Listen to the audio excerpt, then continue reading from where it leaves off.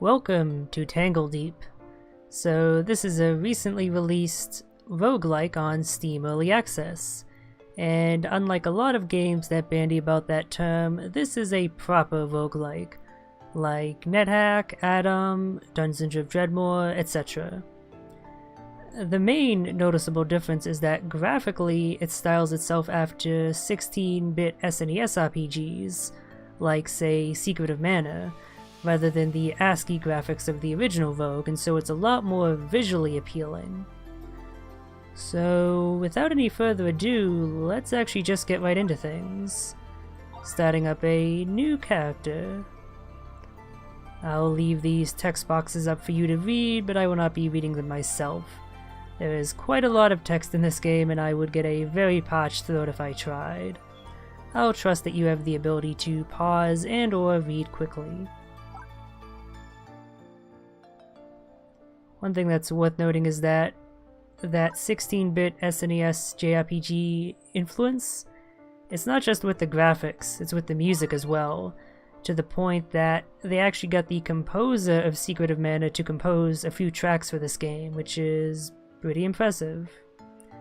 Of course, we'll be playing on the mode with permadeath. It's a roguelike, even if it is meant to be a more beginner introductory one. Playing a roguelike without permadeath is not playing a roguelike. So I'll just be going with my usual name for characters when I can't think of something. It's nice having a handle like this. It works in pretty much any game, especially fantasy-inspired ones. So, important decision. Starting job.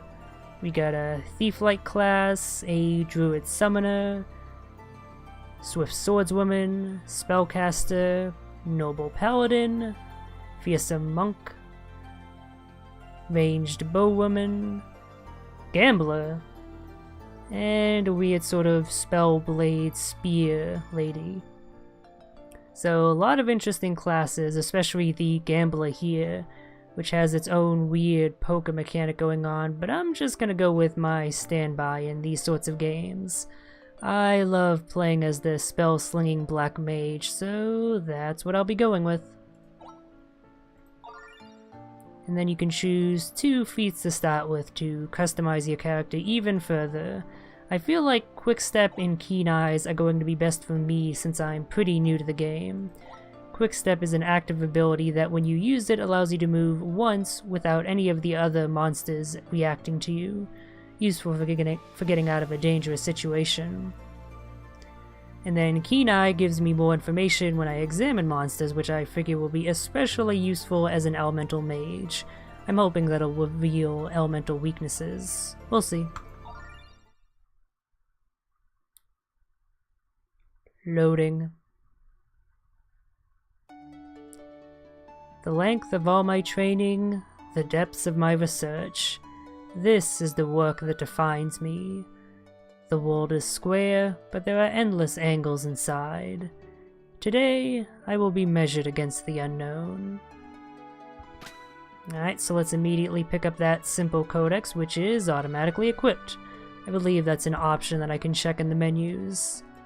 So let's see what that simple codex does. In my testing, I didn't actually try out the spellcaster, and there was a different item on the ground. So this is an equipable that reduces energy costs, basically mana, by 5%, and boosts my spear power, which most magic spells are derived from, by 10%. So pretty good for starting as a mage. So here in this clearing we have a number of NPCs that we can interact with.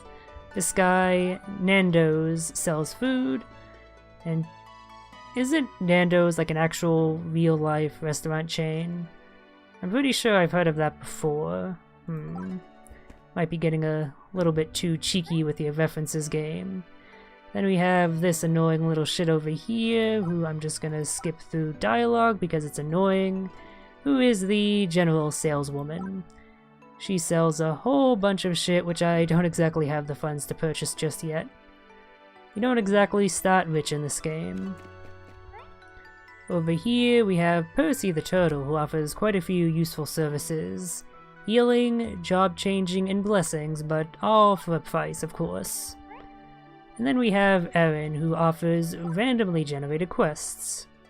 I might as well pick up a few of these. So this one is searching for a carrot patch somewhere between floors 3 and 5, but I'll fail the quest if I take more than 187 worth of HP damage in the meantime. That may be difficult since, again, I'm new to the game, so I'm probably gonna take a lot of damage, but to my knowledge, there's nothing that happens if you fail a quest. So there's no reason not to accept any quests from her. Let's pick up a few more. I need to seek out the Spiny Maze somewhere between floors 4 and 6, with the reward of a hand axe, no extra conditions. And let's go with one more, rule of 3s. Try Bruise Salamander. Slay 2 salamander using the power of physical, but I only need to land the finishing blow with that element, and I get a decent amount of job points for that. I am capable of physical attacks as my primary weapon outside of the spells that I'll be using is a book. I have this book memorized backwards and inside out. So why carry it? Because it's heavy and sometimes I need to smack monsters down. So I have to keep in mind, kill salamanders with my book chop. So that quest reward was for job points, 250 of which I already have. That's how much you start with. So I can pick up a few skills right from the start. So I think I want to be picking up Spell Shape Line. This allows me to increase the area of effect of my spells. And it costs just enough that I can still purchase 2 of these basic spells here, with the remaining points. So let's see, fire causes a residual burn, so good amount of damage. Ice has the possibility of freezing that would be useful for cutting down a group of enemies, I imagine. Shadow makes enemies take even more damage from dark damage when it afflicts its status effect, so even more of a damage option than the fire. And then I have Acid, which reduces an enemy's physical defenses. That actually sounds like it would come in handy against the salamanders specifically. So I think I'm gonna pick up Ice and Acid. I'm going to freeze and corrode my enemies slowly over time. I'm a cruel mistress. Oh yes, one more NPC up here, the bank. So since there's permadeath, this is the only way that you can carry stuff between characters on each save file. You can store items and money, but for a rather hefty fee. So it's something you have to take with consideration. You can't just dump all your shit in if you feel like you're gonna die. You have to pick and choose based on your funds. Now, over here we have a few NPCs that I haven't been able to do anything with just yet. There's this weird machine over here that I can't interact with. I think I need to get far enough to be able to do that. Over here we have a grove. You can basically pick up seeds from within the dungeons and then plant them here. And that'll allow you to obtain fruit that you can then snack on while in the dungeon. Indeed, haul back some magic seeds and plant them. And I think they grow as you progress through Tangledeep. Old trees drop more food, and then you can cut them down if you want a quick boost to your XP and JP. Thanks, buddy.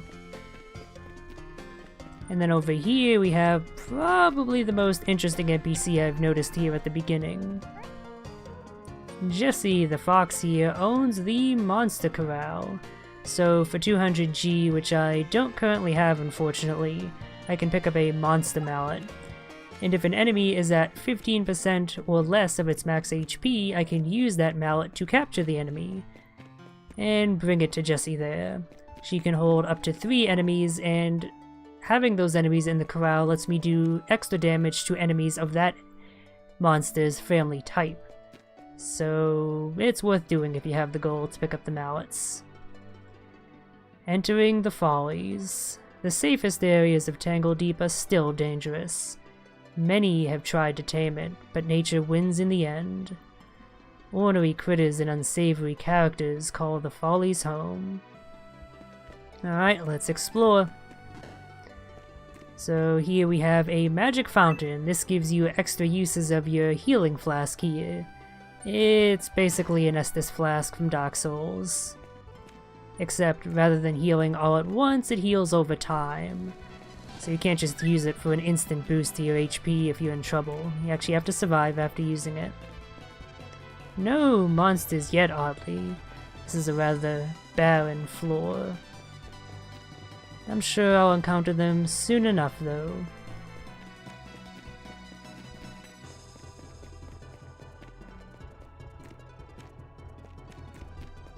Or not. Seriously, where the hell are the enemies here? I explored the first floor on another character, and I ran across some fairly quickly. Maybe I scared them away with my previous character. Oh, here they are. Okay. So we have a mold-infested vermin, aggressive. Let's try freezing it in place. It's just barely out of range, so let's move forward once. Deselect the skill first, of course. Alright, I did a decent amount of damage, and I do seem to have inflicted that freezing status effect. And it has, in fact, slowed it in place. I'm guessing I rocketed forward because of this little text blurb here. I felt an uncontrollable urge to touch the molds. I guess mold infested, that's what that modifier does. It makes your character rush towards it. That's a little bit worrying. Let's inflict a little bit of acid on it. And then I should be able to finish it off with my book chops, now that it has reduced defense. Indeed. I took a little bit of damage. That's gonna make completing that one quest rather tricky. But that's not such a big deal. Random quests aren't exactly the most important thing after all. It's just a bit of an extra thing you can do for some extra resources.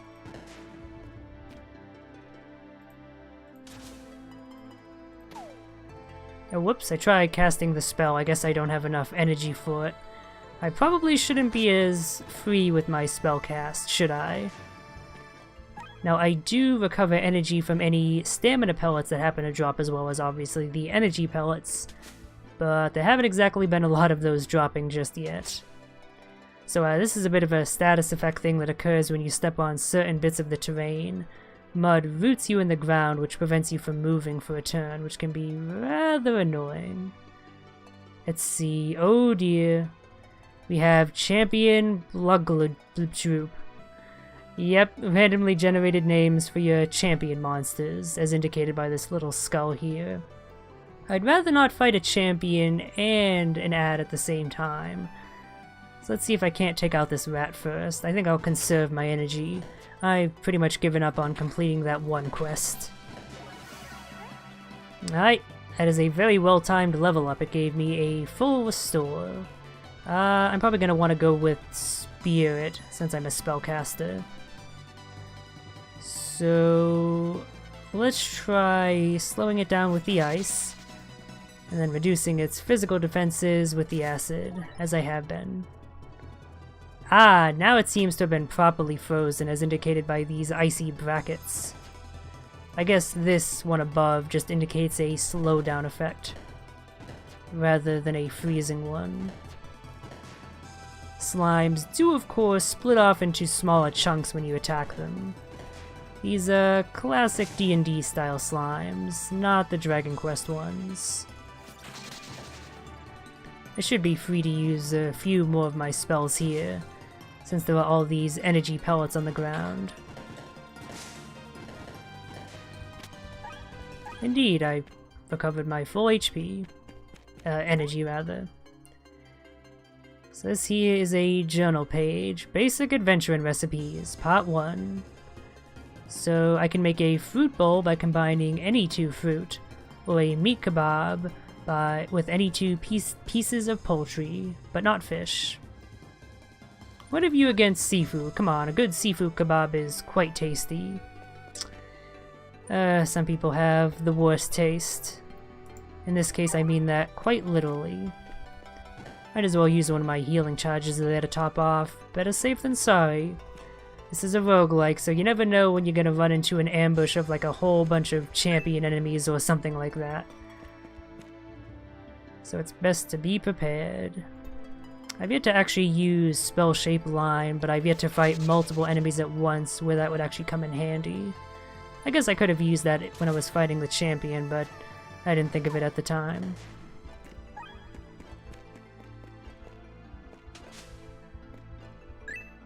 Alright, picked up some more treasure. I think that's mainly for selling for gold more than anything. Okay, as a spellcaster, I don't exactly want to engage an enemy unless I've inflicted some debuffs on them first. So let's actually make use of that quick-step ability I picked up. Using it, I can move once without the enemy being able to do anything. That is why I picked that feat, as it is just so useful. It does have a bit of a cooldown, 15 turns, but in the right situation, when you're stuck in a corner, it can be a lifesaver. So freeze, acid, and then damage time. Oh, don't think you're fleeing. I'm gonna murder you. Yeah. Perhaps once I have enough JP, I should pick up a more damaging spell. I actually have enough right now. Of course, it could be worthwhile to save up for some of the more expensive stuff. It's always the difficult choice you have to make in these sorts of games. This makes spells take the shape of a ray emanating from me at the cost of added stamina. So basically, firing farther in front of me like this, that would be useful for hitting a bunch of enemies in a line. Which I really haven't seen thus far, so eh. Let's move on. Oh, I hear the word of a traveler arriving in Riverstone Camp. So then, let's make use of this other item over here, the magic portal. This allows me to transport back to town, but it has a charge-up time of 12 turns. Let's just faff about here, waiting for that to take effect, and boom. So, let's see what this new NPC is about. It's an armor shop, Armando. So, I can sell any gear I have that's unequipped. So that would mainly be the weapons I have, which I'm not super interested in using. I just love the idea of thwacking enemies with a heavy textbook. It is just a very satisfying feeling.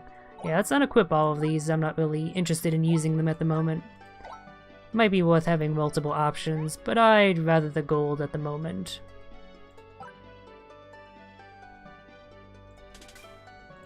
Alright, got a little bit of extra gold. Let's see if he has anything worth purchasing. Raiment. Plus 5 CT gain, and I move more quietly, as well as a dodge bonus. Unfortunately, I have just barely not enough gold. Let's see, can I sell something at the general store? Apparently it did not sell my hand axe, I guess because it's an uncommon item being yellow like that. Oh, looking at it, it apparently does water damage. I don't know if that means it will end up scaling with magical stat rather than a physical one, but that might actually be worth using. How much was that raiment? I have my eyes set on purchasing that. 510. Okay, selling this would give me just enough gold to actually pick that up. So I'm gonna do it. Only 1 gold remaining after this purchase. And I think it should have auto-equipped that, but let's just be sure. Okay, it didn't. Good thing I checked. Now I have some decent armor. Alright, so that's all I wanted to check in, since apparently this NPC is going to be here temporarily, and I can return right where I left off, which is very convenient. I'm glad that they don't force you to trek all the way out, or let you get out instantly but then force you to trek all the way back in. The game understands that not every player has infinite time. Okay, this ranged jerk over here is a huge asshole, so let's freeze him. Then acid them. Then walk over and thwack him. Yeah, so far combat encounters are pretty simple, but that tends to be the case in most roguelikes, at least the ones I played early on. It's when the game suddenly ramps up its difficulty that you end up being caught unawares and you end up dying to some stupid situation that you would have survived in had you just planned out things a little bit better. At least, again, that's my experience with the roguelike genre. And yes, I do realize I'm actually taking quite a bit of damage here. Where the hell did that enemy go? I can't see it because it's obscured by this tree. Wasn't it right here? Okay, I guess it's far enough away that I can't actually properly see it. It's actually kind of annoying. Let's use one of my health flask charges. I'm getting a little bit low, and that worries me. From how far I've gone thus far, it seems like they give you plenty of healing flask charges. But for all I know, they could suddenly cut me off and barely give me any, so I probably should try and conserve them a little bit more. Ooh, I found a campfire. Let's see. Sadly, I don't have any available ingredients, so I'm not going to be able to do much here. Let's just move on, and I want to check my quest log. Alright, so I need to find 2 salamander. I saw some fire on this floor, so perhaps I'll meet them there. And then I need to find a spiny maze somewhere between floors 4 and 6. So presumably it'll be somewhere around here. Perhaps even by this stairway. So here we have a rather creative enemy type, Aracudas. That is one of the other things I love about roguelikes, is the irreverent sense of humor that they tend to have. They tend to have a lot of just weird, dumb shit like this, like barracudas floating in the air that are called Aracudas. That's just a part and parcel of the genre, and I love it so. Alright, so I used up my energy a bit much. I might be able to take down this cave stalker with just physical blows. I will have to use one of my healing flasks, though, to make up for the damage. Hey, perfectly timed level up. I totally meant for that to happen there. Totally. So, I probably should try and explore a little bit more thoroughly. Oh, whoops, I opened up the wrong thing. How do I get rid of that? What button did I press? I think it was tab? No. F1? No. How do I get rid of the debug console? Okay, that's weird. The way to turn button is the same as bringing up the debug console. That's a rather bad default bind. I'll just have to deal with it. And apparently in that confusion, I ended up getting paralyzed, which seems to prevent me from doing physical attacks. That's not such a big deal though. I was able to wait it out. Let's see. Now that I have some more job points, anything worth picking up? I probably should go with more direct damaging stuff. Let's try Shadow Evocation. 2 casts of that against a tough enemy would probably be enough to take it down. Yeah, I should probably limit my spell cast against regular enemies to 1 per each. It's doing multiple per enemy that's resulting in the energy drain I've been experiencing, which is not really helping me. You know what, let's take the stairway. I should explore more of the floor, but Carrot Patch sounds like an interesting place. Farm fresh carrots. Please take 1. Honor system. You know what? Fuck honor. I'm stealing all of your carrots. I'm sure I won't come to regret this decision later. That was worthwhile. Let's see, can I eat any of those for any useful benefits? Eating it makes me immune to new negative status effects for a brief time. Alright, that sounds worth hotbarring. I'm not sure what it means by new negative statuses. I guess it means ones that you aren't currently inflicted with at the time of eating. Oh. There was a fast boy over here. Let's slow him down. It's nice to meet you, Mr. Fly. Okay, so that was a champion enemy up here that I completely missed. King Deadeyes the Crabbid. Very hard, level 6. 324 HP, Explosive Nightmare, Materialized Shadow. That's a lot of words, a lot of which I'm not sure I know what they mean, but clearly it's quite dangerous. Let's make use of Quick Step here. I might be able to escape if I'm quick enough.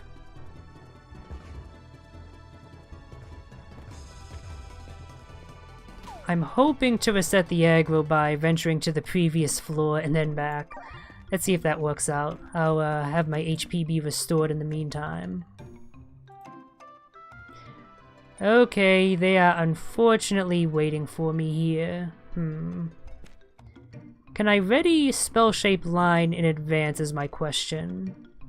Okay, it says that it's actually a toggle, so presumably it will remain active until I deactivate it. So let's activate that right now.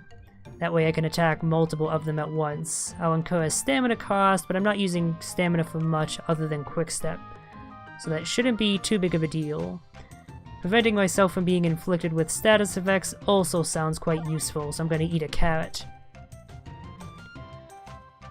Alright, let's get down into there. So let's see. Let me try freezing these two. Then with their movements, presumably somewhat limited. Yep, they're slowed at the very least.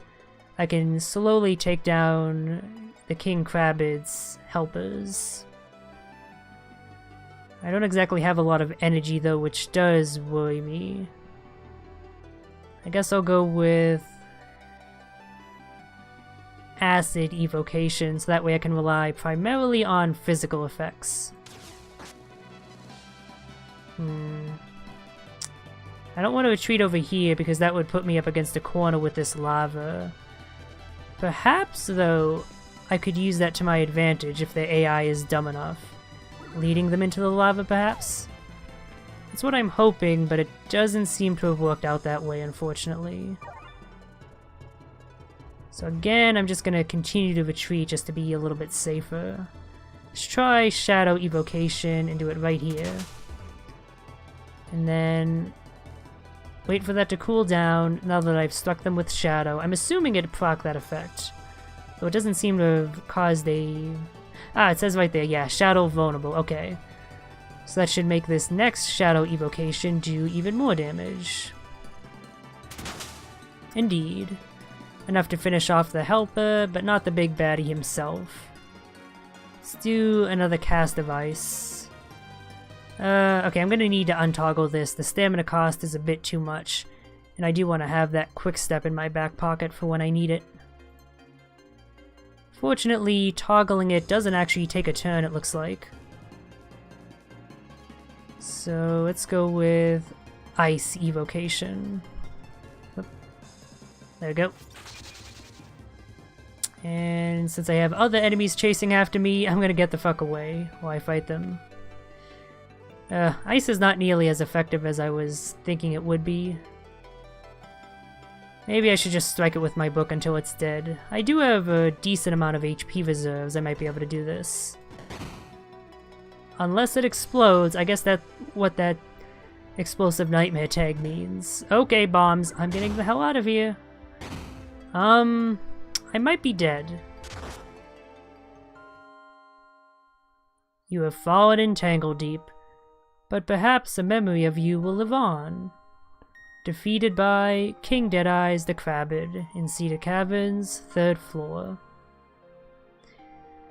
Yep, that's what I mean. Roguelikes are easy until you suddenly encounter a situation that you're not prepared for, in which case you absolutely eat shit. That's part of the fun of the genre. So I do realize I didn't show off a huge portion of the game, but that's not really my intention here.